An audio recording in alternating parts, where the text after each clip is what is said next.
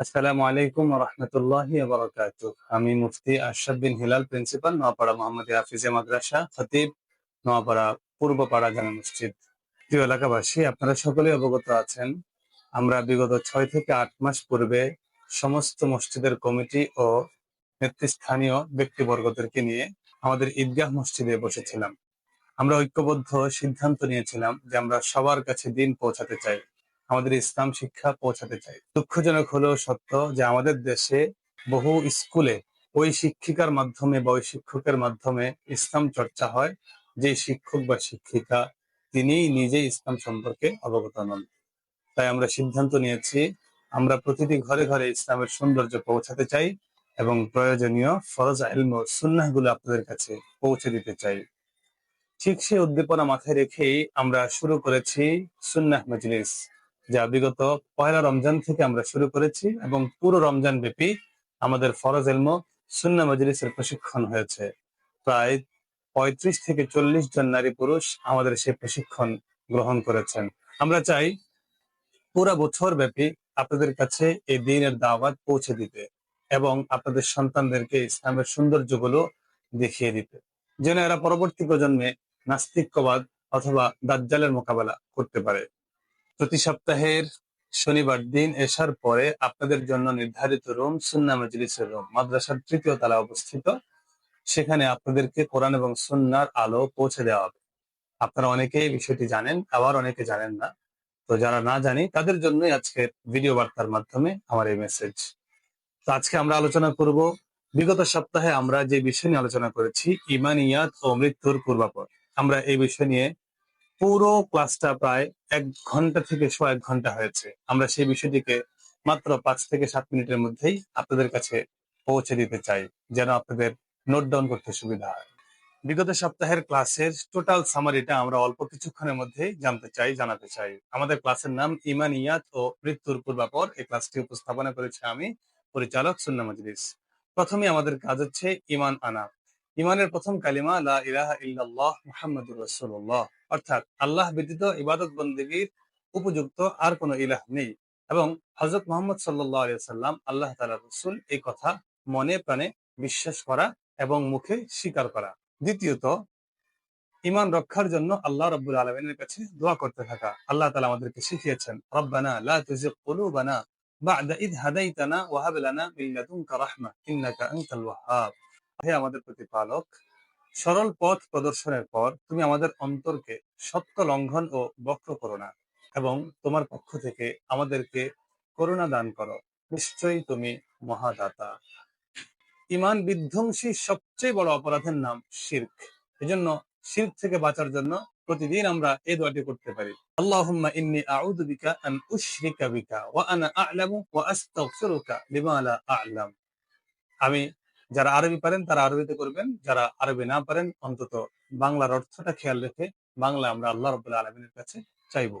হে আল্লাহ, আমি আপনার কাছে আশ্রয় প্রার্থনা করছি জ্ঞাতসারে আপনার সাথে কাউকে শরীক করা থেকে, আর আপনার নিকট ক্ষমা প্রার্থনা করছি ওই সকল বিষয়ে যা আমি জানি না। আমরা দ্বীনের উপর অবিচল থাকবার জন্য আল্লাহ রাব্বুল আলামিনের কাছে দোয়া করতে পারি। আমরা বলতে পারি, ইয়া মুকাল্লিবাল কুলুব সাব্বিত কলবি আলা দীনিক। হে অন্তরের পরিবর্তনকারী, আমার অন্তরকে তুমি তোমার দ্বীনের উপর প্রতিষ্ঠিত রাখো। আমরা সত্য মিথ্যার পার্থক্য করবার জন্য আল্লাহ রাব্বুল আলামিনের কাছে দোয়া করতে পারি, আল্লাহুম্মা আরিনাল হাক্কা হাক্কান ওয়ারযুকনা ইত্তিবাআ ওয়া আরিনাল বাতিলা বাতিলান ওয়ারযুকনা ইজতিনাবা। হে আল্লাহ, আপনি আমাদেরকে হককে হক হিসেবে দেখবার এবং অনুসরণ করবার তৌফিক দান করুন, আর বাতিলকে বাতিল হিসেবে দেখান এবং পরিত্যাগ করার তৌফিক দান করুন। ঈমান নষ্ট হওয়ার কারণগুলো আমরা এবার আলোচনা করতে পারি। 1 নাম্বার, যদি আমরা শিরক করি, আল্লাহ রাব্বুল আলামিন বলেন, ওমাই ইউশরিক বিল্লাহ ফাকান্নামা খাররা মিনাস সামা। যে আল্লাহর সাথে শরীক করে সে যেন আকাশ থেকে পতিত হয়েছে, পাখি তাকে ছিনিয়ে নিয়েছে অথবা বাতাস তাকে দূরবর্তী স্থানে নিক্ষেপ করেছে। 2 নাম্বার, ঈমান নষ্ট হওয়ার কারণ হিসেবে উপস্থাপন করতে পারি জাদু করা বা জাদু করানো। আল্লাহ রাব্বুল আলামিন বলেন, ওয়ালা ইউফলিহুস সাহিরু হাইসু আতা। আর জাদুকর কখনো সফল হতে পারবে না, সে যত দক্ষতাই অর্জন করুক না কেন। খবরদার, আমরা শিরক করব না। আমরা কাউকে জাদু করব না এবং কারো মাধ্যমে জাদু করাবো না। আমরা আরো উপস্থাপন করতে পারি, রাসূল আকরাম সাল্লাল্লাহু আলাইহি সাল্লামের প্রতি অবিশ্বাস কোন ব্যক্তির যদি তৈরি হয় তাহলে তার ঈমান থাকবে না। ইসলামী বিধান অস্বীকার করা, আল্লাহ রাব্বুল আলামিন বলেন, "ওয়ামান লাম ইয়াহকুম বিমা আনজালাল্লাহ ফাউলাইকা হুমুল কাফিরুন।" শরিয়ার বাইরে আইন চাওয়া। আল্লাহ রাব্বুল আলামিন বলেন, "আফা হুকমাল জাহিলিয়্যাতি ইয়াবগুন।" আল্লাহ রাব্বুল আলামিনের ব্যাপারে অজ্ঞতা বা অবহেলা এটা ঈমান ধ্বংসের কারণ।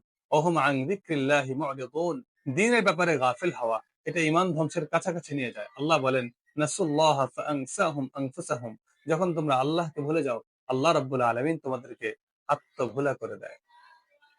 মৃত্যু যখন কোনো মানুষের নিকটবর্তী হয় তখন আপনি একটি দোয়া পড়তে পারেন, আল্লাহুম্মা গফিরলি ওয়ারহামনি ওয়া আলহিকনি বির রফিকিল আ'লা।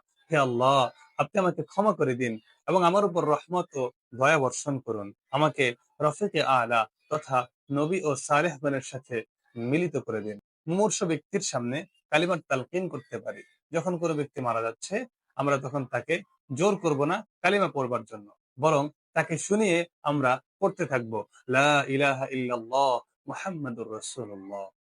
যখন কোনো ব্যক্তির রূহ বের হয়ে যাচ্ছে বা নিজের ক্ষেত্রে যদি সেটা ঘটে থাকে আমরা পড়তে পারি, আল্লাহুম্মা আইন্নি আলা গামারাতিল মাউত ওয়া সাকারাতিল মাউত। হে আল্লাহ, আপনি মৃত্যুর কষ্ট ও মৃত্যুর যন্ত্রণায় আমাকে সাহায্য করুন। কবর জিয়ারতের সময় আমরা দোয়া পড়তে পারি, আসসালামু আলাইকুম ইয়া আহলাল কুবুর ইয়াগফিরুল্লাহু লানা ওয়া লাকুম আনতুম সালাফুনা ওয়া নাহনু বিল আসার। হে কবরবাসীগণ, আপনাদের প্রতি শান্তি বর্ষিত হোক। আল্লাহ তাআলা আমাদেরকে এবং আপনাদেরকে ক্ষমা করে দিন। আপনারা আমাদের পূর্বে গমনকারী, আমরাও আপনাদের পেছনে পেছনে আসছি। যদি লাশ নাবালক হয় তাহলে তার জানাজার ক্ষেত্রে আমরা অনেকেই সেই দোয়াটি পারি না। আমরা এই দোয়াটি আমাদের ক্লাসে আলোচনা করেছি। আল্লাহুম্মা জাআলহু লানা ফারতান ওয়াজআলহু লানা আজরান ওয়া যুখরা ওয়াজআলহু লানা শাফিআন ওয়া মুশাফফাআ। নিঃসন্দেহে এই দোয়াটি শিখবার জন্য উলামায়ে কেরামের শরণাপন্ন হতে হবে। যদি নাবালিকা মেয়ে হয় তাহলে শুধু একটু পার্থক্য হবে, আল্লাহুম্মা জাআলহা লানা ফারতান ওয়াজআলহা লানা আজরান ওয়া যুখরান ওয়াজআলহা লানা শাফিআতান ওয়া মুশাফফাআ। সবসময় আমাদের দোয়াতে পিতামাতার জন্য দোয়া করতে থাকা, রব্বিরহামহুমা কামা রাব্বায়ানি সগীরা। হে আমাদের প্রতিপালক, আমাদের পিতামাতার প্রতি আপনি রহম করুন যেভাবে তারা আমাদের শৈশবে আমাদেরকে প্রতিপালন করেছিলেন। জানাজার নামাজের দোয়া, আমরা যখন জানাজার তৃতীয় তাকবীর দিই তারপর আমরা যে দোয়াটি পড়ব, আল্লাহুম্মা গফির লিহাইয়িনা ওয়া মাইয়িতিনা ওয়া শাহিদিনা ওয়া গায়িবিনা ওয়া সগীরিনা ওয়া কাবীরিনা ওয়া যাকারিনা ওয়া উনসানা আল্লাহুম্মা মান আহইয়াইতাহু মিন্না ফাআহইহি আলাল ইসলাম ওয়া মান তাওয়াফফাইতাহু মিন্না ফাতাওয়াফফাহু আলাল ঈমান। আমি বাংলায় দিয়েছি, যেন আপনারাও পড়তে পারেন। হে আল্লাহ, আমাদের জীবিত ও মৃত, উপস্থিত ও অনুপস্থিত, ছোট ও বড় এবং পুরুষ ও নারী সকলকে ক্ষমা করে দিন। হে আল্লাহ, আপনি আমাদের মধ্য থেকে যাদেরকে জীবিত রেখেছেন ইসলামের উপর জীবিত রাখেন, আর যাদেরকে মৃত্যু দান করেছেন তাদেরকে ঈমানের সাথেই মৃত্যু দান করেন। কারো আপনজন মারা গেলে সান্ত্বনা দেওয়ার জন্য একটি দোয়া পড়তে পারি, ইন্না লিল্লাহি মা আখাযা ওয়া লিল্লাহি মা আ'তা ওয়া কুল্লু শাইইন 'ইনদাহু বিআজালিন মুসাম্মা ফাসবির ওয়াহতাসিব। নিশ্চয়ই আল্লাহ পাকেরই যা তিনি নিয়ে নিয়েছেন, যা প্রদান করেছেন তাও আল্লাহ পাকেরই। আল্লাহ তাআলার নিকট প্রত্যেকের মৃত্যুকাল নির্ধারিত রয়েছে, সুতরাং তোমার কাজ ধৈর্য ধারণ করা, সওয়াবের আশা করা। যখন মুর্দাকে আমরা কবরে ডান কাত করে শোয়াবো তখন আমরা এই দোয়াটি পড়বো, বিসমিল্লাহি ওয়া আলা মিল্লাতি রাসূলিল্লাহ। মাটি দেওয়ার জন্য এক মুষ্টি মাটি হাতে নেব। হাতে নেওয়ার পর আমরা প্রথম মুষ্টি দেওয়ার সময় পড়বো, মিনহা খলাকনাকুম। দেওয়ার পরে আবার দ্বিতীয় মুষ্টি নিব, দিয়ে বলবো ওয়াফিহা নুঈদুকুম। আবার আরেক মুষ্টি মাটি নিয়ে পড়বো, ওয়ামিনহা নুখরিজুকুম তারাতান উখরা। এর অর্থ হচ্ছে, এই মাটি থেকেই আমি তোমাদেরকে সৃষ্টি করেছি, এই মাটির মধ্যেই তোমাদেরকে ফিরিয়ে দেব এবং পুনরায় এই মাটি থেকেই তোমাদেরকে সৃষ্টি করব। মৃত ব্যক্তির জন্য আমরা আরো দোয়াও করতে পারি, আল্লাহুম্মা গফির লাহু ওয়ারহামহু ওয়াআফিহি ওয়া'ফু আনহু ওয়াকরিম নুজুলাহু ওয়াওয়াসসি' মুদখালাহু واغسله بالماء والثلج والبرد ونقه من الخطايا كما نقيت الثوب الأبيض من الدنس وأبدله دارا خيرا من داره وأهلا خيرا من أهله وزوجا خيرا من زوجه ওয়াদখিলহুল জান্নাহ ওয়াআইযহু মিন আযাবিল কবরি ওয়া আযাবিন নার। হে আল্লাহ, আপনি তাকে ক্ষমা করুন, তাকে দয়া করুন, তাকে পূর্ণ নিরাপত্তায় রাখুন, তাকে মাফ করে দেন, তার মেহমানদারিকে মর্যাদাপূর্ণ করুন, তার প্রবেশস্থান তথা কবরকে প্রশস্ত করে দিন। আর আপনি তাকে ধৌত করুন পানি, বরফ ও শিলা দিয়ে। আপনি তাকে গুনাহ থেকে এমন ভাবে ধুয়ে মুছে পরিষ্কার করুন যেমন সাদা কাপড়কে ময়লা থেকে পরিষ্কার করেছেন। আর তাকে তার ঘরের পরিবর্তে উত্তম ঘর, তার পরিবারের পরিবর্তে উত্তম পরিবার এবং তার স্বামী বা স্ত্রীর পরিবর্তে উত্তম জোড় প্রদান করুন। আর আপনি তাকে জান্নাতে প্রবেশ করান এবং কবরের আযাব ও জাহান্নামের আযাব থেকে রক্ষা করুন। কবরের আযাব ও দাজ্জালের ফিতনা থেকে সবসময় দোয়া করা চাই। আল্লাহুম্মা ইন্নী আউযু বিকা মিন আযাবি জাহান্নাম ওয়া আউযু বিকা মিন আযাবিল কবরি ওয়া আউযু বিকা মিন ফিতনাতিল মাসীহিদ দাজ্জাল ওয়া আউযু বিকা মিন ফিতনাতিল মাহইয়া ওয়াল মামাত। হে আল্লাহ, আমি আপনার কাছে পানাহ চাই জাহান্নামের আযাব থেকে। আমি আপনার কাছে পানাহ চাই কবরের আযাব থেকে।